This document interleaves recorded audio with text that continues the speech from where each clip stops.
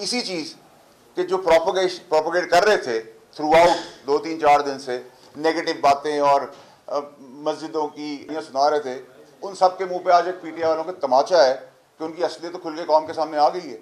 तो अब उनके पास क्या शक्ल दिखाने के लिए वो काबिल हैं, किस चीज़ के बेसिस पे वो पॉलिटिक्स कर रहे हैं, क्या वो कौम को बताना चाहिए।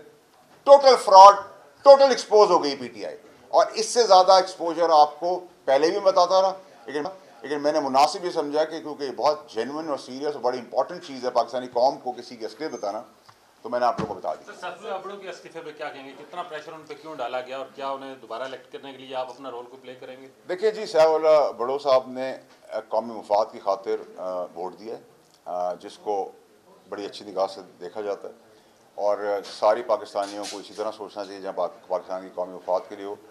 अगर कोई ऐसी पेशरफ हुई तो बिल्कुल हमें साथ देना चाहिए, क्योंकि अगर हम ऐसे लोगों की कदर नहीं करेंगे तो फिर किसकी करेंगे। तो मेरा नहीं ख्याल कि उसमें कोई अब्दुल साहब के लिए कोई नेगेटिव चीज़ है। आई थिंक उन्होंने कौमी फरीज़ा अंजाम दिया है, क्योंकि स्ट्रेंथ करने के लिए, पाकिस्तान को मुत्तफ़िक और मजबूत करने के लिए जो भी रिक्वायरमेंट है वो हम करते हैं, आगे भी करेंगे, और इंशाल्लाह आगे भी आप देखेंगे करते हुए नजर आएंगे। लेकिन मैंने आप लोगों के तवज्जुह से एक्सपोज करके इनकी पीटीआई वालों की असलियत दिखाई कि कितने बड़े ड्रामेबाज और फ्रॉड हैं। सर, कहा जा रहा है कि जो मुनर्रफ अरकान होंगी उनके वोट शुमार नहीं होंगे, इस पर आप क्या कहेंगे? देखिए जी, हमारे पास तो एक्स्ट्रा वोट थे, इरफान सिद्दीकी साहब की तबीयत ख़राब है, अल्लाह उनको सेहत दे, और भी हमारे पास स्टैंड बाय पे वोट्स हैं, लेकिन इस पर तो रूलिंग पास हो गई है। 59 टाइम्स अगर आपको पूछा गया किसी चीज़ के बाद क्लॉज बाय क्लॉज आवाज़ देगी तो सब यूनानिमस हुआ, इसका मतलब कि सभी ऑन बोर्ड हैं, तो फिर मुखालफत किस चीज़ की और प्रोपेगेंडा और ड्रामा किस चीज़ की। Thank you.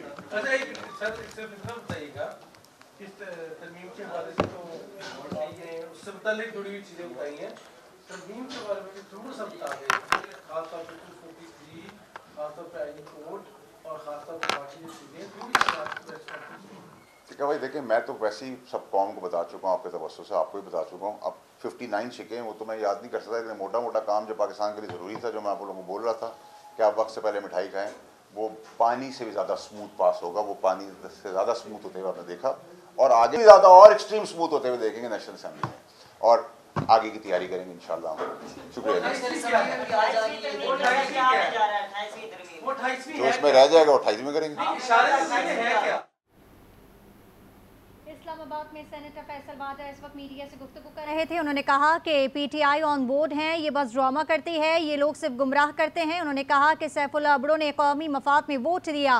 फैसल वाडा ने कहा कि पीटीआई ने सरकार को मदद फराहम की। 2-4 दिन से जो मसाजिद की कहानियां सुना रहे थे, उन सब के मुंह पर आज तमाचा लगा है। आपको अपडेट करें हैं कि सेनेटर फैसल वाडा इस वक्त मीडिया से गुफ्तगू कर रहे थे और उन्होंने कहा कि पीटीआई ऑन बोर्ड है, ये बस ड्रामा करती है। उन्होंने कहा कि ये लोग सिर्फ गुमराह करते हैं और सैफुल अब्दुल ने कौमी मफाद में वोट दिया है, जबकि पीटीआई ने सरकार को मदद फराहम की। 4-2 दिन से ये जो मसाजिद की कहानियां सुना रहे थे, इन सब के मुंह पर आज तमाचा लगा है। कौमी असम्बली में बराह रास्त आपको लिए चलते हैं। इस वक्त राजा अशरफ इस वक्त इजहार ख्याल कर